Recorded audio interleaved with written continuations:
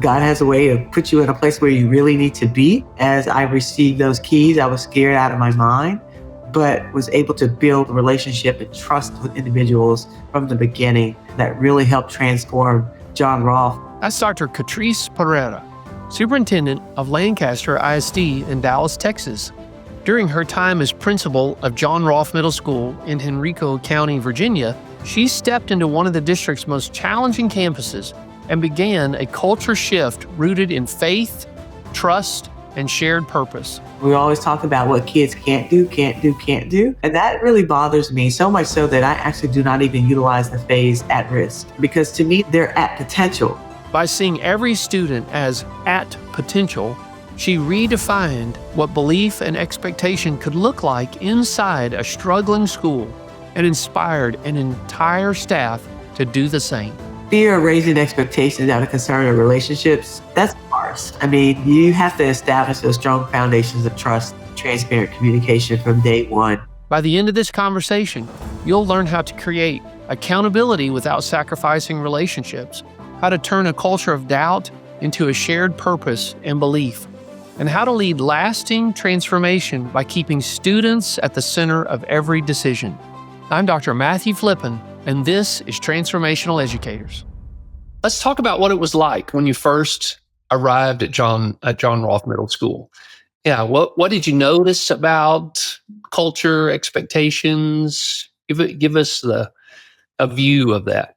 Well, I will say that I received the keys to the building. It was tapped as the principal about 2 weeks before school started. So I really didn't have a whole lot of lead up time.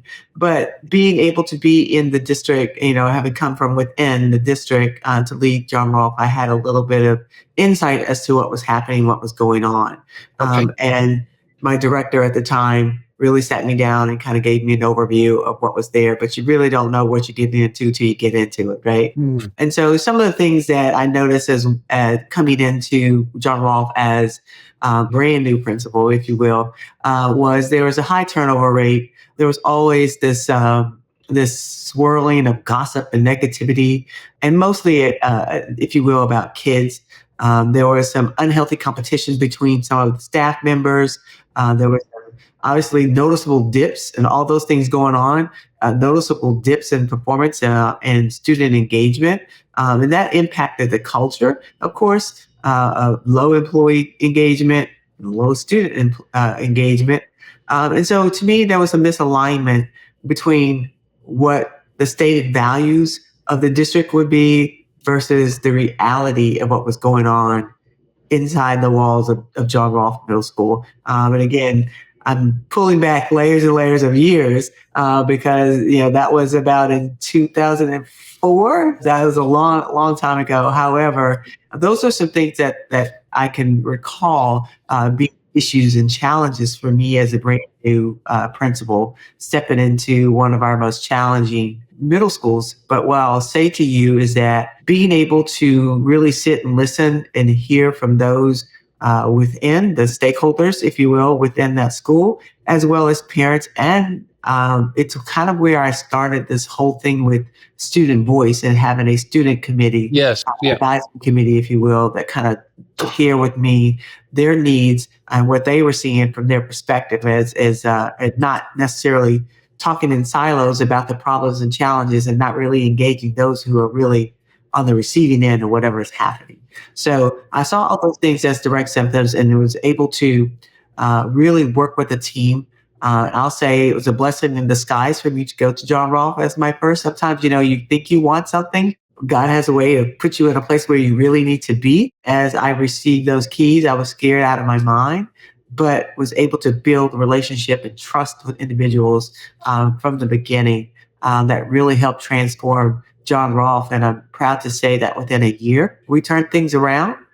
So much so that the next 2 years after that, the district chose me to go to another school that was going to be a brand new facility, but took some of our most challenging students from John Rolfe and some of the most challenging students from Fairfield.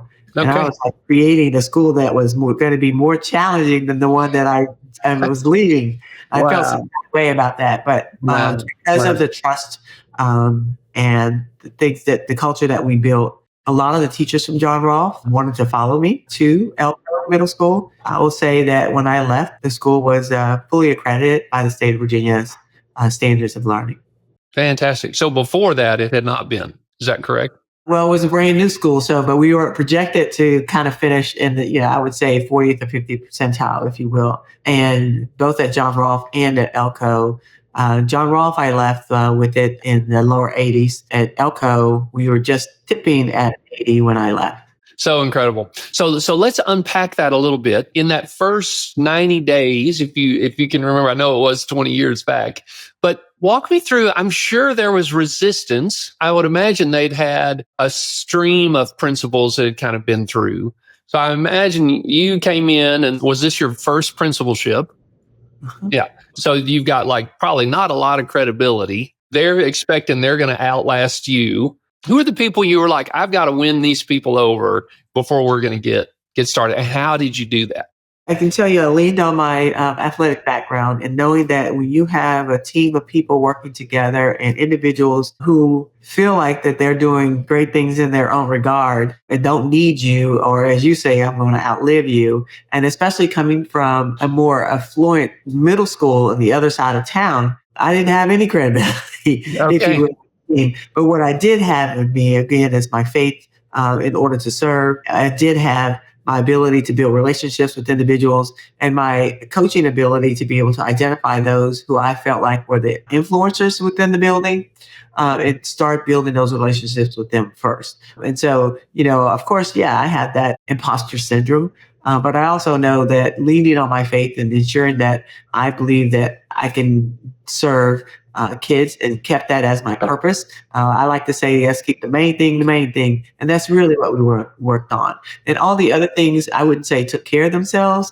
But when you can have individuals all with the same goal and purpose and focus on why are we here? And we are here for kids.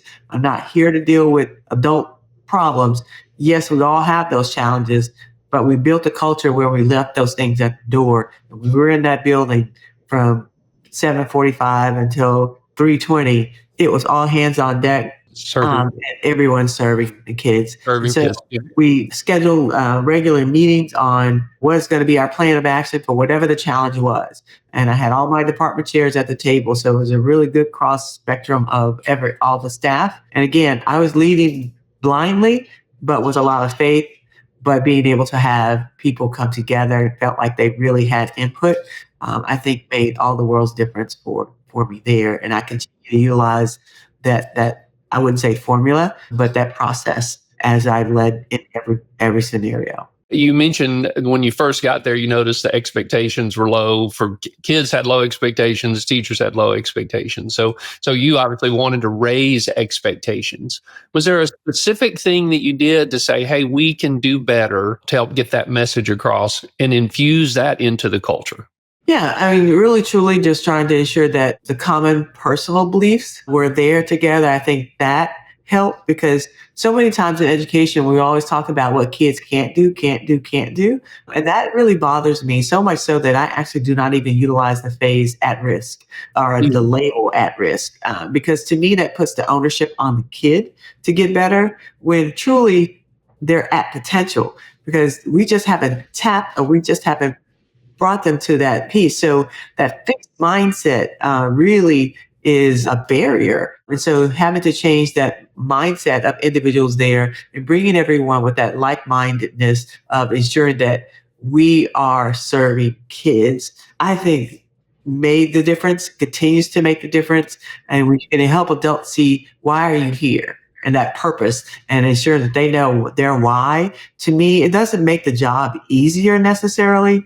However, it helps to keep you more focused on really what is there. Those convictions, I think, our abilities to align really helps us, not give up when obstacles are presented to us and really embracing an optimistic and open mindset. Hey, thanks for joining us today. One of the things I love about these conversations is how they remind us your work in education matters, and your commitment to growth can ripple out to change entire communities. At Graceland University, we support educators on that journey through degree programs and partnerships rooted in purpose, not just credentials. For more information, see the QR code on screen or follow the link in the show notes. Now back to the episode. Yeah, the whole theory of self-fulfilling prophecy, right? And the way that's played itself out. What's been interesting is like that paired with like actual neuroscience that even supports like what is going on in the brain when we speak positive things over. I know some people use the word manifest, but I think it is, we behave ourselves into whatever we expect. So I love that, the idea of, let's not say we can't, right? And it was about taking small intentional steps as well. And, we stop and celebrate those things. So those things kind of help build momentum, if you will, and set new markers along the way that were manageable goals. That people say, how do you eat an elephant? Like one bite at a time. So you've got all these challenges. How do you achieve them? You do them by taking small intentional steps, celebrating along the way, setting, extending it. So then the goal becomes manageable, that, you're not pushing against yourself because you're overwhelmed, but you're taking those small steps. And again, to me, also being an individual who I'm not afraid to let you know that I'm vulnerable in situations. I'm not always right. I don't know everything. And, I'm not that leader that's going to sit and say, oh, no, this is the way we do it. I'm the leader we're going to build consistency by building the team. I want to know what you think. And then as a team, we establish what that's going to be. And that process of, our plan of action throughout. Yeah, 100%. I think when a staff feels heard, but I even like you mentioned the whole student advisory approach. When students feel heard, in that they don't necessarily have to agree with everything they said, but just truthfully valuing their input is such a powerful tool as well. One of the things that we do in our internal team is we have a little kind of like a Slack channel that's called Winning the Day, and it's always trying to capture a win. Right. When a student has a success, and then we have like stories of impact on a monthly basis that we share that are a little bit longer. But it is trying to like connect. Hey, it's not only is this our goal, but here are some like real tangible examples of just unusual success. Are there any of those that come to mind when you think back on your time at John Rolfe? Was there a story of either a student or a teacher that really came around, really had a win? I'm going to say one. I'm going to tell you one about a staff member who really, truly, one of the things the outgoing principal left in her note was that I needed to get rid of this individual. Person couldn't make it work on time, was always late, and all these other issues that she saw as a challenge. And I saw it as a challenge, but a challenge to get to help to understand what was going on. Really. Why is this person late every day? And in being able to have that conversation with the individual, she had been taking care of one of her family members. I can't recall if it was an aunt or whomever, but she was taking care of it. And so in the mornings were really challenging for her to get herself together, making sure the person had all their medication, et cetera.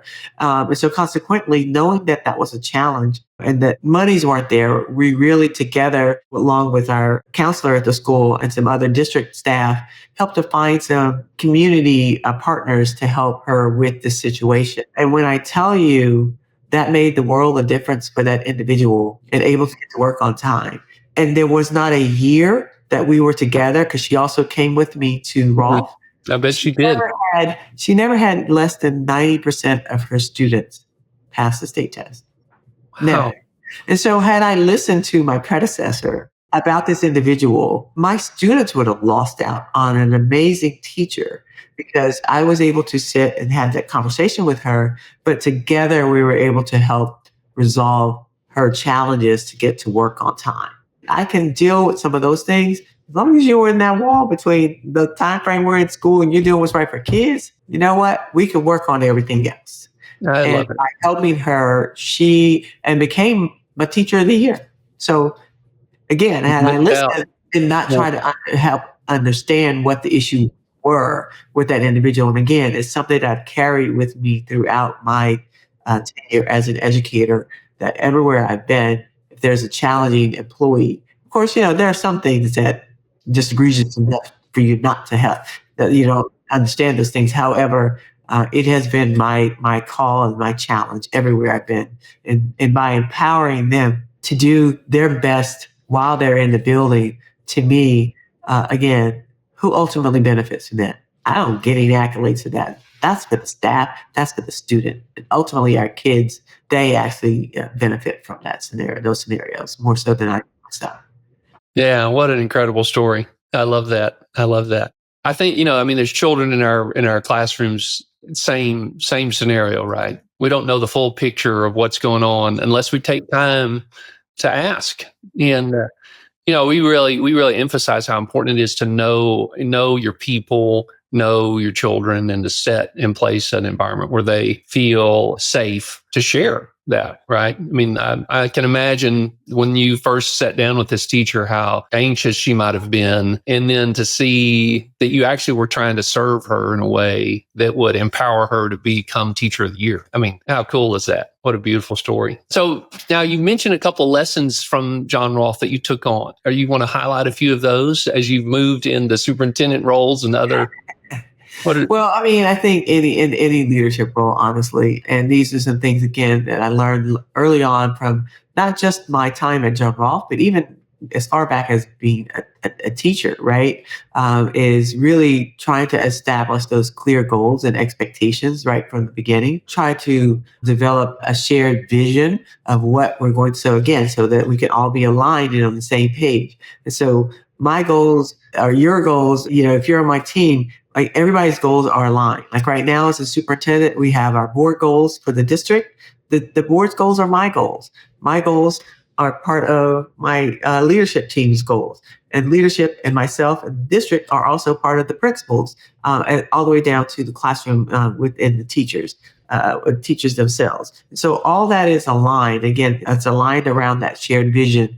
Also allows us to focus on the instruction and the school climate and not just the end results. As much as I embrace accountability, I also do not like what the accountability systems have done to schools. It makes everybody anxious, and it doesn't allow for some flexibility always for individual needs, not necessarily just our staff, but our students most importantly. And that has, an impact on them. However, what I know is that, when the scope expands and those core principles of supporting teachers, you take care of the teachers, they take care of the students. It's just it shows that you value that human element. And also communicating with individuals consistently remains critical for me as a superintendent. I'm not perfect. I won't lead perfectly. I won't do everything perfectly. But what I can say to my board and the communities where I've served is that I have done my very best to ensure that we're doing what's best for kids. I lead from that maternal standpoint as a mother, and nothing against gentlemen. However, as women, we somewhat have that more of a nurturing aspect to the leadership. Yeah. To me, it's about our kids, and I will do everything possible, including getting on a horse to get everybody excited. That's the start of this conversation with riding horses. Whatever it takes. Whatever it takes. Whatever it takes. Yes. I love it. Yes, boy, I just am so grateful that you shared your time with us today. If our listeners would like to just learn more about the work that you're doing in Lancaster or just follow your leadership principles, I hope you've written a book or you're thinking about writing one. I haven't. I have organizations that I work with that I actually started in 2020 for female superintendents only. Okay. Again, those are the ones, this organization I started for support. Because I believe that plight of being female and a leader in a high stakes accountability situation can be somewhat different. And so I have a support group with that. But, I think fear of raising expectations out of concern of relationships, that's farce. I mean, you have to establish those strong foundations of trust, transparent communication from day one, no matter, again, what leadership role you're in. And I believe that prioritizing that respect and focusing on that shared purpose of improving student learning, how can you go wrong? You can frame higher standards as a positive and collective effort, if you will, rather than top-down mandates. I don't believe in that. No, yes, yeah. We definitely find that transformational leaders start with listening. Definitely they have high expectations, but they They start with listening and building relationships, identify those great people to have on their team, and then they move the organization together.